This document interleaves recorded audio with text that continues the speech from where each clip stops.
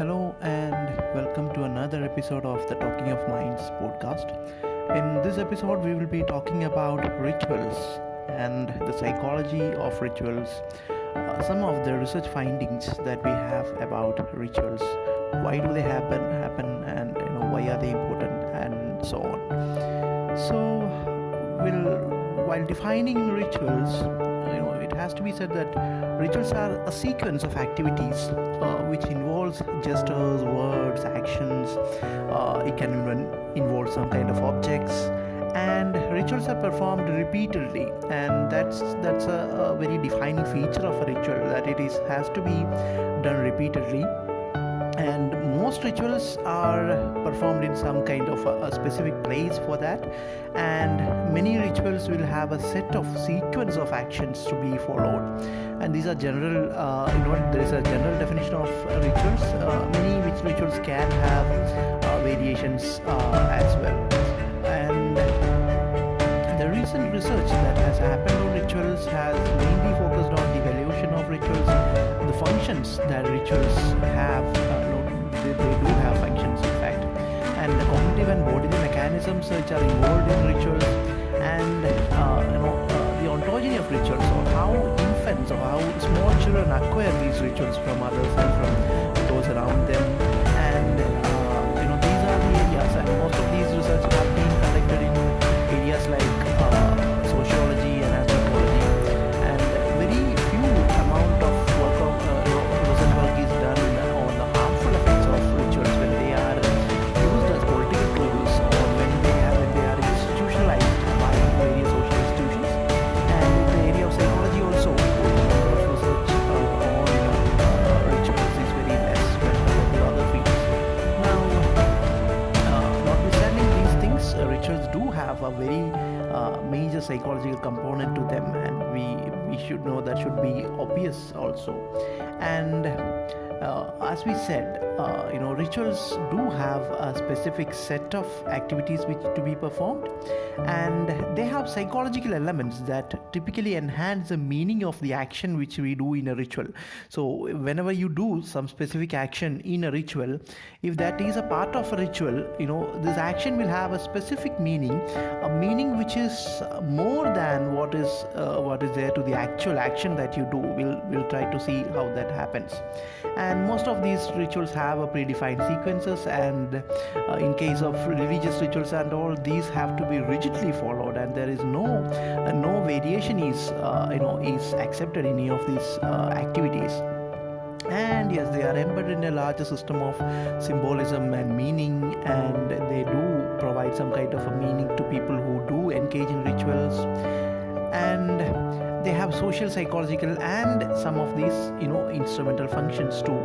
And rituals differ from our daily routines or routine activities in a specific point, that rituals do have meaning and purpose. Most of the many routine activities may not have this kind of a meaning, a specific meaning to them. They may have a purpose. The exercise that you do, the books that you read for your examination, or the practical exposure that you get, any of those routine activities may have a purpose, but they may not have a meaning, the kind of a meaning that is attached to ritual. That's what makes rituals different, and rituals more closer to our heart than daily routines.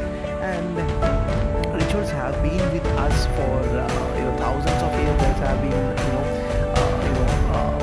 evidence of people worshipping a stone python made of card on a stone some 70,000 years ago. So rituals are not kind of a modern origin.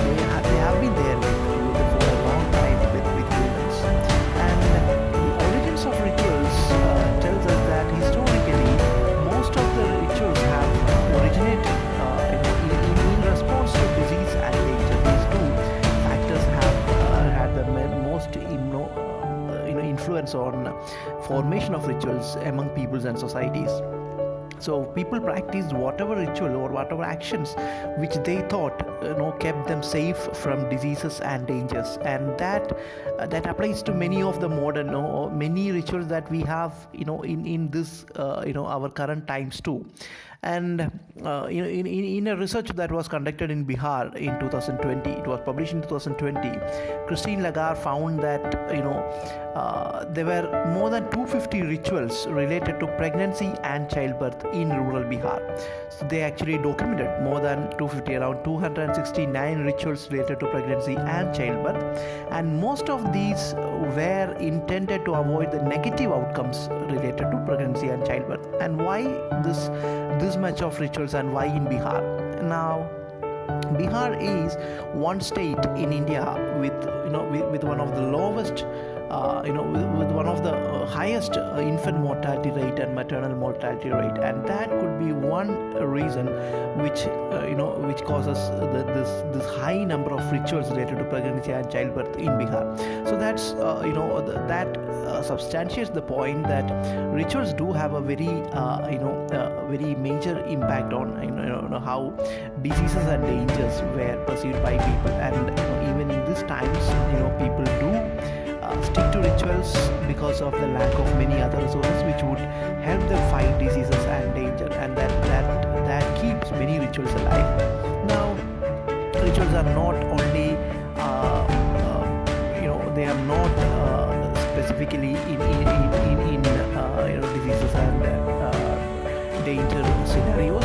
Rituals can be seen in many other places where people engage in large numbers. So one place where we can see a lot of rituals is military. All these actions that they perform in military, they have organized specific ways of handling things, specific ways of standing, sitting, walking, and we know that these are to be very strictly followed. Any kind of a deviation from any of these rituals will give you a punishment in a military setup, even in our NCC training and all. Another place is obviously religion, where rituals thrive a lot. But we see rituals in business, there are rituals in politics. Obviously, we see rituals in a lot of marriage and even functions related to death of a person. In educational setups, we have a lot of rituals. Another place where we find a lot of rituals is athletics and sports. We all see the kind of rituals that people go through when they are performing in a sports event, maybe a cricket match or a hockey match or baseball match. And a lot of also in sprint events, and also sports has a lot of rituals. People doing rituals.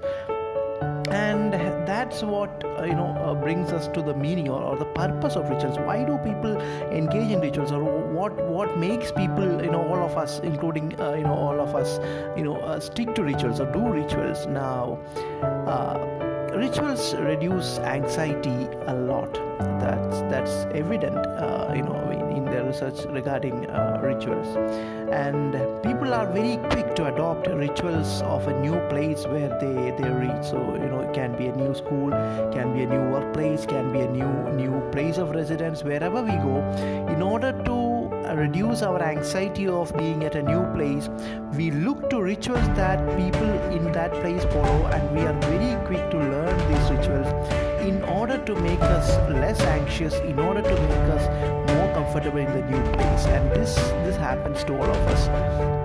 Rituals also boost confidence.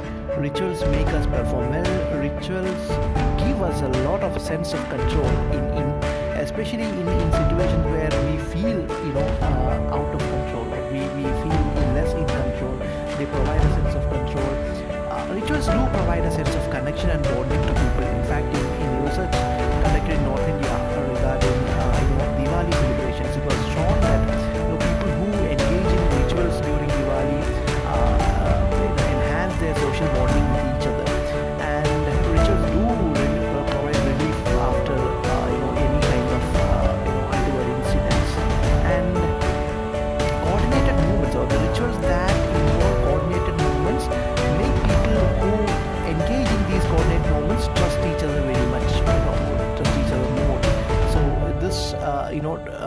this trust boosting function of rituals is seen a lot in army or military and in religious rituals. We see a lot of religious and military rituals, which are supposed to be consist of coordinated movements by a lot of people, and they do have a purpose of making people trust each other more.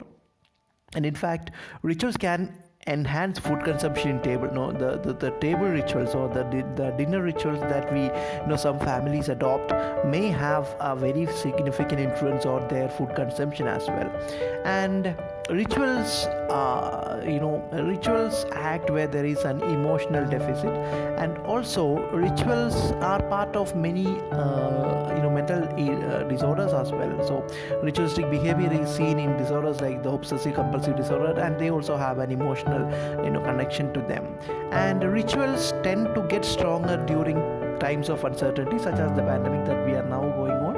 It is very highly possible that people may tend to have more ritualistic behavior during pandemics or any uncertain kind in uncertain situations. And even new rituals may originate when people are as a group are faced with great uncertainties. And these are all about how rituals are important, how they sustain, why they don't go away from our lives and all. But there can be downsides, or there can be negatives for rituals as well. So one thing is that even having minimal rituals can lead to bias against people from other groups or people from groups which do not follow these rituals. So even if a society or a religion or a group of people are minimally ritualistic, they don't have many much of rituals, but even in such situations, even having a minimalistic ritual behavior in a society, people in that group or that society can develop a negative bias against people who belongs to other groups or who they think that who perform other rituals. Now that's a very negative side which rituals can have, especially in a multicultural society like ours. And these feelings of outgroup hostility can also increase when people are faced with uncertain times. So we have to be extra careful when we are going through uncertain times as to how these rituals can make us hate others or suspect others, or can have ill feelings about others. And this increased outgroup monitoring while engaging in rituals was seen even in children. In studies involving children, it was seen that they were very easily trying to identify others based on whether they share the same rituals as them or not. This was in controlled experiments, it was shown. So we have to be very careful when about these rituals, even though they provide some kind of a relief. With all those positives they can have, these are the negatives that can happen and unknown to us, that can happen at a cognitive level in our brains. And what can we do with rituals? So by now it should be certain that rituals won't go away a single day. We cannot wish them away. Rituals are there with us. So what do we do with them? One thing is to be aware of these negative sides of rituals, to be aware that another person having the same ritual as ours may not tell us much about how to trust that person, or a person having a different ritual than ours may not tell much about the person as such. So that has to be borne in mind. Another area that we can work upon is to enhance our sticking to daily routine activities by converting them into rituals. So as we said, the point that makes rituals different from everyday routine activities is the enhanced kind of meaning that is provided by the ritual. So what if we can provide, or what if we can attach such kind of a meaning to our routine activities, such as the studies or our exercises or healthy lifestyle behaviors, or any of those behaviors that we are supposed to do as a routine, and ascribe meanings to them, so that we can convert those routine activities into rituals, so that they are we can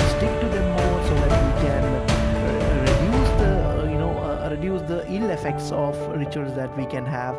That's another area of thought on how we can manipulate rituals, and how we can manipulate our tendency to engage in rituals by converting our routine activities into rituals. So that's it about the research on rituals, how they are important to us and how they can be harmful to us, and what we have to be aware of with regard to rituals. Thanks.